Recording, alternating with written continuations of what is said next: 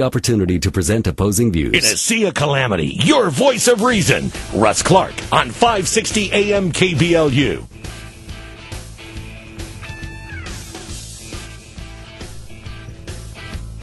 Monday morning, 7:06 live and local with Russ Clark, AM 560 KBLU. Phone number 344-5258, 344-K-Blue, and is with me. Hey, buddy. Did you have your cigarette? I had my cigar. Yeah, oh, no, you didn't. Those are cigars. You went outside and had a cigar? That's a mini cigar, yes. I used to smoke a cigar occasionally. I haven't had one in years, but I used to occasionally smoke a cigar. I like them. Well, I do. But as long as you don't breathe that nasty smoke. No, it's bad for him. Actually, I have a real guest. You know, Russ Jones is out of town. I think he's in San Diego. Russ Jones is normally here, Representative Russ Jones here on Monday. But today I have a pilot. Well, Mitch, good morning. How are you? You got to get close to that microphone, buddy. Good morning. Just like in the cockpit, buddy. You got to get close to it. It's directional now, right in front of you. Okay. It's directional. Got it? Yep. How do you hear me now? I hear you. Is this thing on? I hear you fine. Tower hears you. Everybody hears you. But I haven't been flying in a while, Mitch. Well, I told you the other day when we met up, we should have talked in the air in my airplane and flew around. I know. We need to. I need to. I went flying for the first time with Russell Jones the other day in his 182. It was wonderful. I mean, I just loved getting back up in the air. Haven't been up. I sold my 172 XP, gosh, Andy. 2 years? More than 2 years ago. And I have not flown an airplane since. He's got one in his garage. I haven't. I do, yeah. We need to put it together. I told you, anytime you want to get up off your lazy... it doesn't have an engine. It doesn't have anything. It needs a lot of finishing. I started in a project. What kind of airplane is it? A Zenith Zodiac. Okay. Two-seater, tail dragger even. It's designed with a speed wing and a tail dragger, so it wouldn't really qualify for the light sport because I think it's a little too fast for the light sport. Mm-hmm. But it's wings are done, tail's done, fuselage is done. It's probably 70% done with about 80% to go. Yeah. the real work comes in now. You got avionics in it yet? No. No, this is all sheet metal is all it is. It's all the sheet metal. Yeah. It's no expensive parts yet. It's all the sheet metal. Actually, it's worth scrap right now. If you were, nobody else would want it, but it's... Well, it'd be something nice to stick on a pole. It's mine. I'm not going to do that. I mean, it'll fly. It will. We just need to put a lot of money in it. Well, right? Did you hear what he just said? We just need to put a lot of money. Yeah, well, that's what we need to do. We need to put a lot of money in it. That's all it takes. When it's done, though, it'll be his airplane. Oh, yeah, of course. No, it's his airplane at all times. Yeah, and then, but I need to find a place to park it and all that. In fact, that's why you want to come in and talk today. You want to talk about a place to park it. That's one of the issues. Park my airplane. Mm-hmm. Park. I was reading something in AOPA. I still get AOPA, Aircraft Association, pilots, and all that kind of stuff, and I still read as if I were a pilot. I still look at the issues as if I were a pilot. I still dream. You're still a pilot. I still dream. You still hold a license. I still do hold a license. I guess that's a lifetime thing. So you're a pilot. I'm not current. I need to get up and get current. I don't know, Andy, if I'd trust myself right now to land. Well, I guess that's what they have flight instructors for. I don't know how those guys do it. They get somebody like me that hasn't been up for a while and say, "Okay, Russ, land it. Show me you know how to land it." They cringe. Their hands are just so close to the controls. I'll have to talk to Ed Whitehead because he does that. He's an instructor. Right. Ed Whitehead's an instructor. The reason you want to come in, and something I've known for a long time, is controversy and problems over at the airport. Now, most of our citizens don't know a lot about the airport, but we hear about it. We know it's a joint use airport that we count on the It's actually two airports inside of one fence. Probably. Because the Marine Corps Air Station is on the east side. Right. And then you have the rest of the airport, the general aviation side of the airport, and the which includes FedEx and Customs and other things. All There's a lot of people working over there. Right, and of course United Airlines, all those guys, all on the other side. Everything else is on one side. Military on one, we're on the other. It's rare though in the country. There's not many of these. No. I think there's only a couple, isn't there? Only a few. Only a few. That are shared use airports. And ours has worked out pretty well. We're pretty happy with it. But since I've been here, and since I've been a pilot, there's always been a grumbling of general aviation, not thinking that the airport's taking good care of them. And it started back with David Gaines. Remember Gaines? That's I've heard the when name before. Yeah. That's when I first got involved in it, and I went over and talked to them and said, "Look, how come you guys don't like general aviation?" Because they don't like general aviation. Well, it's not profitable, and if you're running the airport like a business, maybe then not. GA is not. Maybe not. Turning in, you're not getting millions of dollars in profit. But here's something that the citizens, I guess, if whether you fly or you don't fly, and something you need to understand, it is a county airport, although county supervisors are no longer on the board. It used to be the county supervisors were on the board. But I got the impression they don't want anything to do with it. And I don't know why that is, other than there's a lot of controversy because there's millions of dollars that go through this place. A lot of federal money goes into this place. A lot of tax dollars goes into this place. And a lot of community money. If you accept that money, if an airport like Yuma Airport accepts that federal Right. money, they are bound. They have To fulfill compliance issues. They Yes, must they must comply keep to it certain a public certain things. airport and treat everybody without any unjust discrimination. Well, before I tell you about the current controversy, the one that always intrigued me was the hangars. We wanted hangars, and the airport would never build us hangars, wouldn't do the hangar bit, wouldn't do it. And finally, through a lot of the airport general pilots, the general aviation. It's always a fight. It was a fight. It's always a fight to get just to get the anything airports good. built. And I remember going to meetings. In fact, Vic Smith was a chairman at the time. There would be 30 or 40 of us pilots show up to complain about lack of activity, lack of working with the board, lack of working with general aviation. And they finally agreed to work on building hangars, which they immediately filled. I mean, the hangars are full immediately with airplanes, immediately. But as soon as they finally built them, the general aviation, all the group of general aviation pilots called the hangars immediately the Miracle Hangars. In fact, they would call the tower, say, "I'm parking over at the Miracle Hangars." Everyone knows what the Miracle Hangars are. The board, I guess, not the board, or maybe the staff at the airport, so offended by the name Miracle Hangars, they renamed them the Hero Hangars. I guess they deemed themselves heroes. And then they bought all these signs to put up. So all the signs say Hero Hangars.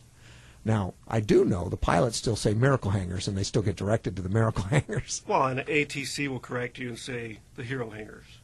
Oh, they will correct you. They will. They'll say clear to taxi Hero Hangars.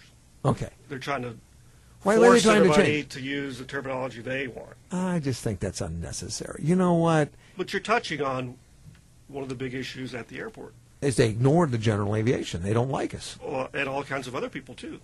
Because they run the airport. It's a public With airport. an iron fist. But it is ran like it is their personal property. It's their house. Here is the It's the people's property. It is. It is. It's paid for by tax dollars. You bet. And it's run by a board, which I have many friends on that board. An I do. unelected board. It is unelected. I have many friends on that board, but I question, what the heck are they not paying attention? We've got an issue right now that's going on. When I flew my airplane, I had a couple guys working on him, and one of them was Gil Garza. And he worked out of the trunk of his car, and they harassed him all the time because he carried his tool with him. He would drive on to the airport. Well, there was no maintenance before Gil Garza opened up Garza Aviation. There was practically Well, it no used to be maintenance on the airport. Ernie. But, Years ago, yeah, that's before my time. Ernie Munoz. yeah, Ernie Munoz. He worked on my plane too. I loved Ernie. Yeah. Good. He put an engine in my airplane, and I questioned him. I checked him, and let me tell you, he knew what he was doing. Ernie really didn't know what he was doing. But then it was Gil, and Gil did annuals on my airplane, did all that. And they harassed him all the time about coming on the airport to work on the planes. Well, that's where the planes are kept. Yeah, I can't drive it to his garage. And they used that to great effect. Oh, my. The fact it's They- the only airport in Yuma of its size and so forth. Well, and I don't... You Exactly. have to do business with them. Right. Well, I ended up taking it over to Somerton. If I needed something done, I'd fly it to Somerton just for the hassle factor. And I flew mine all the way out to Welton, out in the desert there. To have- and had Little Gil dirt come out there. strip out there. Yeah. Well, the airport is working to up its image and trying to offer more full service. And, they brought Millionaire in. Millionaire is an FBO that sells fuel and gives pilot lounges and stuff like that. And I think they do a nice job. I assume they do a nice job. And it's a beautiful facility that the airport built with federal money. They built with federal money. This And Millionaire facility. chipped in a portion. Millionaire did have to pay some of their waste time. Well, and they did not have a maintenance deal, so they made a deal with Gil Garza. So this guy's working out of his trunk, carries his tools around. They said, look, have a permanent fixed base operation here, and we'll cut you a deal on the building. And the deal is relatively inexpensive to, like, free to start off with, and relatively inexpensive. And the deal was they had to have maintenance because we've got airplanes, we need maintenance. And you have the airlines coming in Sure. here, and they have an issue. And So it was good and beneficial to all. But they shut him down when he said he wanted to sell fuel. He can't compete with Millionaire for some reason. Well, they never let him get off the ground. Joe Gomez and Gil Garza wanted to sell fuel last year, and I have the letter here. And they wouldn't let Craig him. Williams, where he basically told him, we will crush you. Right. Millionaire will crush you. And wasn't going to let him. Didn't want Not let him competition. go into business. Didn't want competition on the field. Didn't want competition. Nope. And of course, Millionaire's got to cater to these huge jets and huge volume jets. Like they can fuel a 747. They can fuel the big stuff. And Garza was looking at fueling general aviation. And I think I got from the meeting the other night, they're not going to let anyone go service general aviation. If you can't fuel the big jets, you can't be in the fuel business. Pretty much. What? Yeah. What do you mean? Be comprehensive.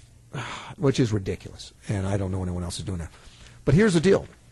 Right now, Garza has made them mad because they are giving service to a company that the airport is deemed you can't give service. So they are trying to kick him off the field right now. Yes, they are. They're trying to kick him off the field. In fact, there's lawsuits everywhere. Papers are served. I've been over talking to Gil why papers get served.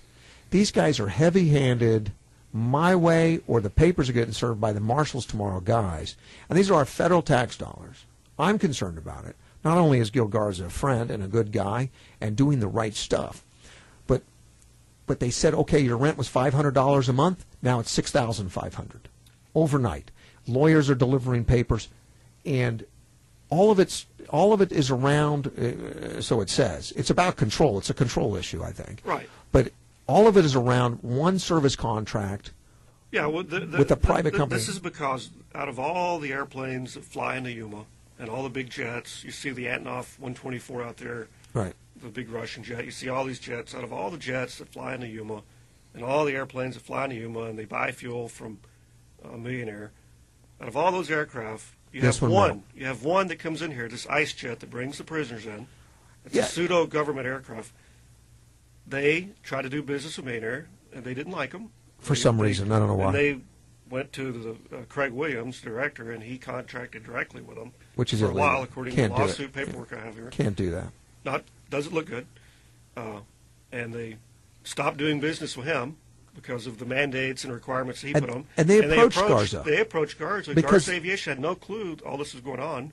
Because all they they know is a need customer came and wanted maintenance on their airplane. because they need when the maintenance. airplane flies in every night. Right. They need maintenance, and they need what they call ground handling. They need someone to stand by the edge of the wings and say, you're getting too close to the building. Well, that's according to Craig Williams. Well. He says all they're doing is Oh, ground no. handling. No, they got There's it. They no got maintenance being done, but there is maintenance being done. absolutely. And it takes a maintenance guy, I guess, to hook up. The company things. requested an AMP, So- Airframe Power Plant Mechanic Inspection Authority to be there. This airport authority is so over the top and so crazy that within 24 hours of them getting this contract, they send them papers that say Cease your and rent. desist orders. Cease and desist, and then within an hour after the cease and desist, they get a letter saying your rent just went from $500 a month to $6,500 a month. Something like that, yeah. Oh, I saw the letter. I have it all here in front of me. I saw the letter. Well, it's ridiculous. And this airport is being paid for by our tax dollars. It's our community airport. And I question it's our that. county airport. I question that, Russ. Why is a public employee, i.e. the airport director, Craig Williams, moving heaven and earth, going to extraordinary efforts To destroy a guy? to give favor to one business over another that's just trying to make it at the airport? And let me tell you something about I question when I see things like that.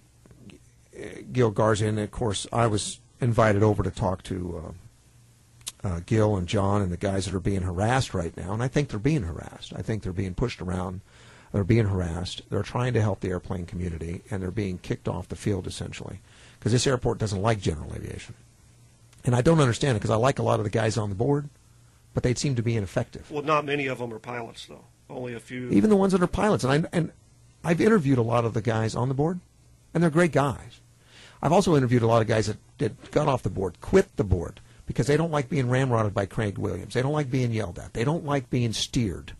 And a lot of those guys on the board are being Well, steered. the whole process is broken, Russ.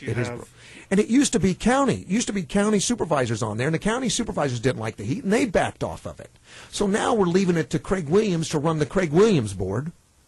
And I went to a meeting the other day. How'd you like that, Russ? How'd you like it? I'll tell you about it after this. We'll be right back. Russ Clark, the people's voice on 560 AM KBLU.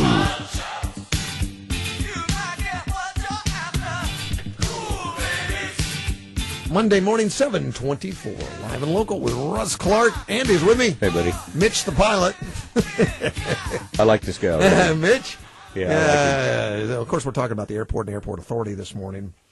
I have issues because they're trying to destroy a small businessman that's out on the airport right now, the only businessman that has any maintenance facility on the grounds. And I don't know that they have somebody else to do maintenance, and maybe they do. Maybe that's why they're doing it. I don't know. I didn't ask the question. But before we went to break, Mitch, you asked me what I thought of the... How'd you like that meeting, the way it was conducted? Well, there were some issues I had with it that I found surprising.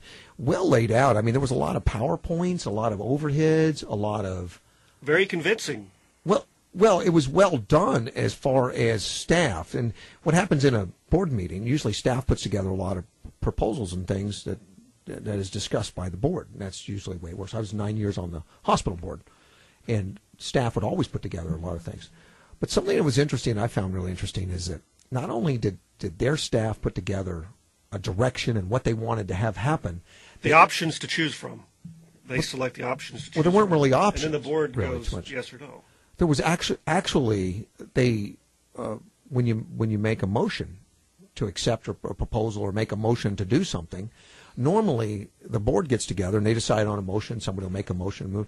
These motions are already pre-written by staff. The motions are written, and the motions are on the overhead, and then the chairman, which is Bill Kresser, just reads it, and they vote yes or no, and that's it. It's all been decided beforehand, I'm sure. It seems to be. I just was kind of shocked about that. I don't think there's anything malicious about that, but it's definitely directed by. It's an efficient way to run right through it. To run right through it and then go into executive session where you can kick the public out. That definitely, well, and that's a normal function to go into executive session. I mean, I understand. They'll do that occasionally, but I was kind of surprised about the efficiency of running right through the board. The board didn't really interact a lot. The board didn't. It seemed to be. It would seem they've abdicated a lot of their responsibility to the airport director, who's supposed to be subordinate to them. Well, they kind of minimized the board's role. It kind of went right through. And it seems like that's pretty willing. Well, I don't think all the board members like it. I know a lot of board members that quit out of frustration. I know a lot of board members that said no. And the problem is, and you notice usually those are people that are pilots and have a broad knowledge of aviation. Well, and they're the ones that they're uncomfortable most with bothered by the way things are ran. Well, it's not only that. And I think the ones that are not, that have very limited aviation knowledge or none, they're there. I think they're uncomfortable. I think they're uncomfortable with the professionalism, the way it's being ramrodded, and the way that they're being minimalized and all that. Getting back to the Garza thing, I got called by Gil, who I've known for years, to go over there and talk to him, and I got shown the papers. And they asked me about, Russ, what do you advise? What do you think? Because he's asking a lot of people. I said, you better get a lawyer quick. The meanest guy you can. I suggested Engler because he's mean. No, he's very efficient. That's the guy you want on your side back when something like that happened. And they did hire Engler, I guess, which is unfortunate. We don't want any of this to happen. We don't want the lawyers involved. We don't want papers being served by marshals. We don't want any of this to go on. I don't think they've called a marshal yet, but... Well, that's who serves the papers, I guess, is the sheriffs, marshals. I don't know who serves. At some point they will. Well, they got served while I was there. Really? Okay. Oh, yeah. There's lawsuits being served while I was standing there. People come in and say, are you Gil Garza? Yeah, wrong answer. When you say yes, wrong answer. So they're looking to put him out of business right now. I also suggested it at the time, and I know they've done this. I said, look, Gil Garza is the only small business guy on this airfield. Gil Garza happens to be a minority, a Hispanic, and the only small business Hispanic guy, period. Well, out if you here. remember back when Gil Garza and Joe Gomez tried to start a fuel cells FBO last year, and They shut them like down I said, before I it have got a going. letter from Craig Williams, Right. and it's good reading for any citizen to read that letter from Craig Williams. Well, it's on. And It's think about how they public would like to be information. how would you like to be on the receiving end of a letter like that? Well, it's heavy-handed. Everything I see from these guys is heavy-handed. So you have Joe Gomez and Gil Garza tried to start a fuel cells FBO, and they were crushed. Yes, and told to in cease every and way. desist and get out of there because we exactly. we have a monopoly with millionaires. So And- now Gil Garza is trying to make a go of the maintenance facility, and he gets one good contract, and cease and desist. Well, and I'll talk about that contract, but my advice to them also was, look, this is federal money, this is tax dollars. Get the congressman involved, get Grijalva, call Grijalva right away, and I guess they did. And I heard that Congressman Grijalva's office was quite concerned about it. They should be. And they looked at the makeup of the airport board. Look, we got F-35s want to come in here. We can't have this kind of situation with this kind of crap It's going on. 2011. No, we can't. This thing has got to be squelched. This thing's got to be fixed, like right now, particularly for our military base and everything. The rest of the heavy-handedness that goes on, other than Gil Garza. Well, let's talk about the contract. The contract is with CSI. CSI actually is handling the transport plane for the federal government. The government transports prisoners in and out of here. It's a secret plane as far as no one knows when it's coming, when it's not going to come, because bad men could be on that plane. Don't know. Could be bad men, could be just run-of-the-mill dope smugglers. Don't know, or run-of-the-mill. Mostly just illegal aliens, I believe. It could be run-of-the-mill. But they wanted a maintenance facility A turnaround check. for a turnaround check and to hook up the auxiliary power unit. Because Right. when these planes land, they don't keep their engines running. They hook auxiliary power units up. Takes maintenance guys to do that. Well, they didn't want to do business with Millionaire. Don't know why. Millionaire seems to be a good company, but believe they it don't have maintenance. Had something to do with the price being charged. I have no idea. I don't know, and I don't get into that. I really don't know how that all works. But they asked for Garza. Garza agreed, and Well, it's like all hell broke. And all hell broke loose. Oh, with that they hired them. They went to Craig Williams, unaware of the cozy relationship between Craig Williams and Millionaire. Well, And for a while, according to the lawsuit paperwork I have in front of me, Craig Williams and the I did not realize county employees did this work on the right, jet. which they're not allowed to do apparently, according to some of their. But then there was a mandate to buy 1,200 gallons a night from Millionaire, and They didn't want that to do became unacceptable to this the company that operates that jet. But Garza agreed to do it, and within 24 hours, he's been told to cease, desist. And I don't think Gil Garza understood what he was stepping into. No. He had no idea. But why hit him with a sledge? All of a sudden, they're hand grenading this guy for doing what he does, and that's maintenance. Let's take a phone call. Jim, good morning. You're on the air. Yeah, I was speaking about this stuff over at Yuma. Yeah. That's the only maintenance person over there. Right. But there are other maintenance people in the area, but they're satellite. But what they're trying to do now, Yuma is trying to get an aero club to curtail all the maintenance and flight instructors. And they're going to do it at a low rate. And they say they're going to try to do it with no cost to the people that are flying, if they're students and stuff like this. So this is government subsidized flying club? Is that what you're saying? That's what they're saying they're going to do. Who's going to do it? Meeting's on the 18th. Greg Williams brought it up. That he There's wants a meeting on the 18th about it. that he wants to do an aero club? He wants to have an aero club to have reduced prices and make everybody go to him, because if he has reduced prices, your flight instructors are out of the picture too. I don't think I want to go to Craig Williams for any kind of aero club. I would be afraid of that. Because I talked to Ed Whitehead, and Ed Whitehead said there's nothing free, but Ed Williams thinks he can do it for free, and he's pushing other flight instructors. There's only one full flight instructor in the area here, and that's at Somerton. That's McDermott's over here at Somerton, and that's pushing me out of the area too. But Well, now how is it free? Nothing's free. Well, because he's going to subsidize it. Low fuel rates. Well, see, and that would be I'd be afraid of him putting small business people out of business. And Ed Whitehead does some training himself, but putting small business, because I don't trust this board, I don't trust this airport to be in the best interest of general aviation.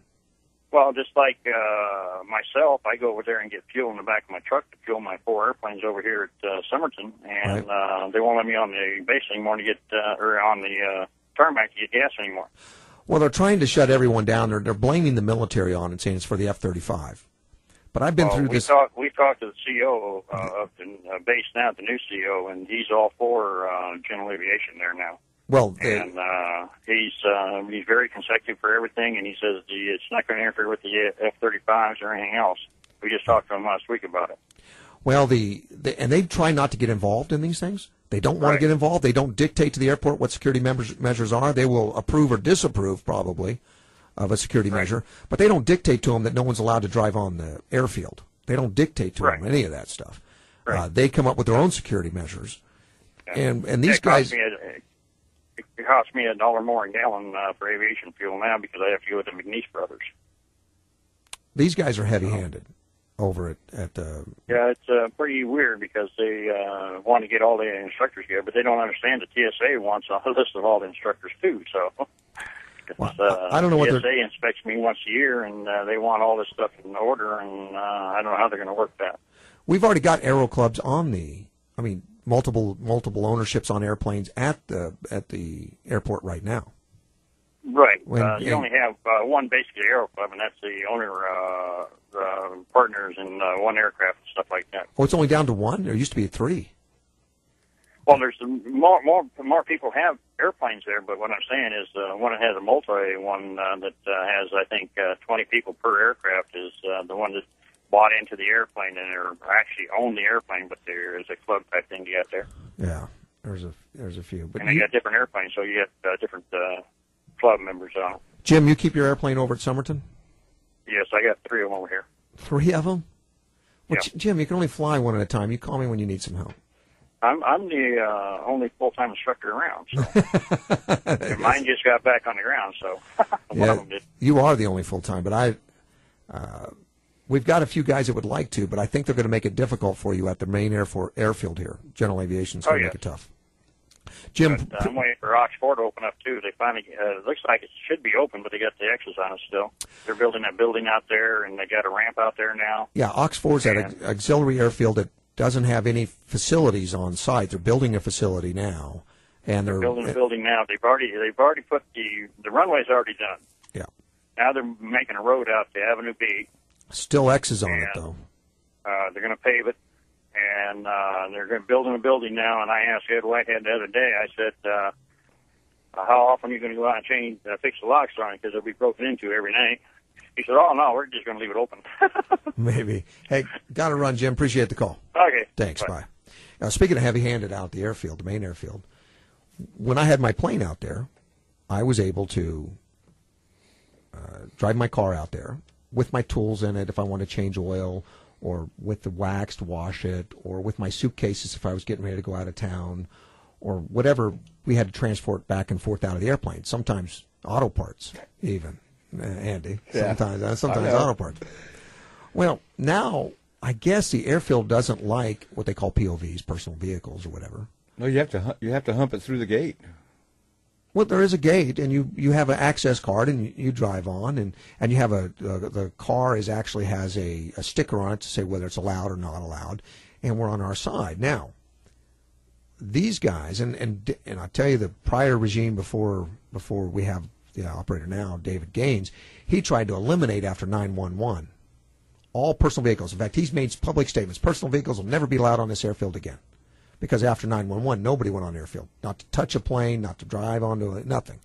Well, afterwards, every airfield in the nation allowed cars back on except ours. And it took lots of lobbying and complaining. It's always a fight. It's always a fight because they don't like general aviation out here. They just don't. Well, I'd fly into Tucson. I'd taxi around F-16s all the time in Tucson because they got the F-16s at the base there. I'd drive a car out, a rental car. In fact, they'd drive the rental car out there to my plane for me. When I pull up, I'd say, "I got a rental car." And they'd say, "I'll bring it out to you." Rental car would be on the field. I'd be with F-16s, and everything would be fine. I come to this airplane. No, security, the government won't let you drive on the field. I was saying, "You don't lie to me. I mean, why lie to me?" And they would lie to you. So now what they're saying, Andy, because they're saying again, no personal vehicles again because of the F-35. So they're blaming the government again. There was so much pressure from the big boys, and I mean big boys, the guys that have jets and the guys that have twins, the guys that have hangars. So much pressure from them, they finally realized, okay, if you have a hangar, we'll give it to you. You can drive your personal vehicle if you have a hangar. But not to Mitch, my friend here, Mitch, who doesn't have a hangar because he's like us, he's got a limited budget. Yeah. You can't have a vehicle. Only fat cats can have a vehicle. You guys... don't use the word fat cat. I believe the word used, and this is a paper I have from the airport minutes from September 14th. Doesn't say fat cats? 2010. Are you sure? It doesn't say fat cats. That's not the language they used. That's what I'd have used. And I'd have been fat cats. in fact, I wish you would let me read this. Well, go ahead. To you. All right. And this is from the airport minutes, September 14th, 2010. And this has been going on a while. Right. It's been a goal of Go ahead, read it. Craig Williams to kick POVs off the airport Read for some time. Go ahead.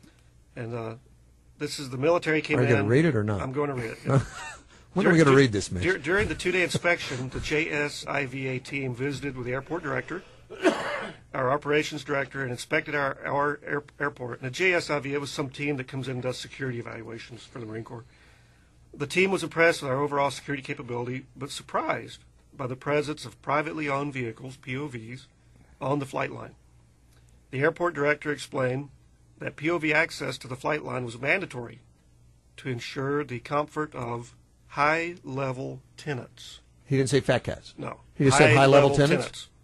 Who needed the ability to drive right up to their hangars. Right. When questioned, the airport director, that's Craig Williams, explained that the airport had investigated the possibility of offering secure parking for these tenants, high-level tenants they would be, but it concluded that the requirement to either walk or take a golf cart was unacceptable.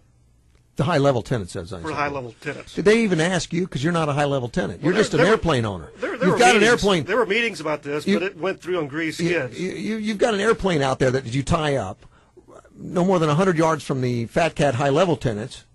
They can drive their cars out there, unload their families, unload all that. But I'm a security risk. You're a security risk. But if you're a high-level guy, you're not a security risk. No. If you're an airport director and your airplane's in the Miracle hangars, you're not a security risk. Really? But you are a security risk, and you're parked right next to it. If you own a King Air or you own a Citation. I can throw a rock, although I wouldn't throw rocks on the airport. I can throw a rock from your airplane and hit the hangars with no problem. Right. But they're a security risk. Or no, you're a security risk. I'm not a high-level tenant. Not a high-level tenant. I didn't realize I was a second-class citizen until just last week. But so they told you can't drive to your airplane? As of August 3rd. As of August 3rd, you cannot drive to your airplane. That is correct. If you've got to go work on your plane, if you've got to polish it, if you've got to go do some things, you've got to hand lug your stuff out there. Yeah, that's correct. Back and forth, including luggage or anything else if you're going out of town or whatever. Not a high-level tenant. Not a high-level tenant. And if you're a high-level tenant, you can drive your car to your airplane. You can drive your car to the airplane. These guys don't like general aviation. They don't. And unfortunately, the board is not standing up to it. And the odd thing is, again, this is a public airport. It is a public airport. It takes grant money from the FAA. And paid for by tax dollars. There's compliance issues there. If you're going to take that FAA money, you have to give fair and equitable service to everyone. Equal access. They're not doing it. No. They're not. Now, the chair, Bill Gresser, a friend of mine. I love Bill. I do. And I have not talked to him about any of this, because I just haven't yet, and I will over time.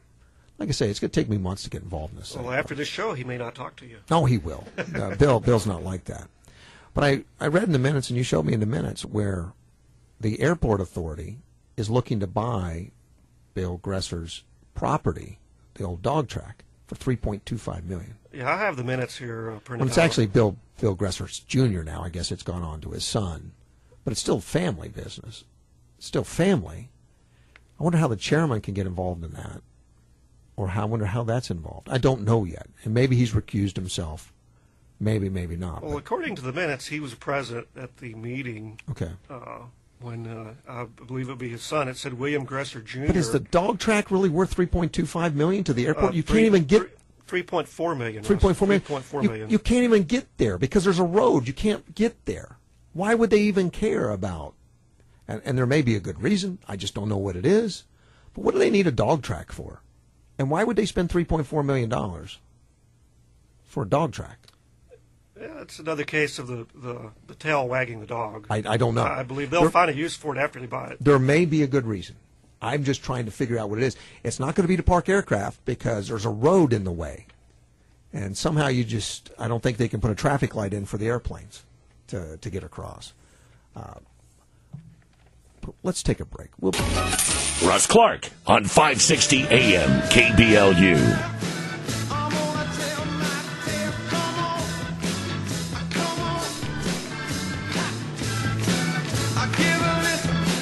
Monday morning, 7:48, live and local with Russ Clark. Andy's here. Hey, buddy. Mitch, the pilot. And, of course, on the phone, Paul. Paul, good morning. How are you, sir? Morning, Russ. Morning, Andy. Morning, Mitch.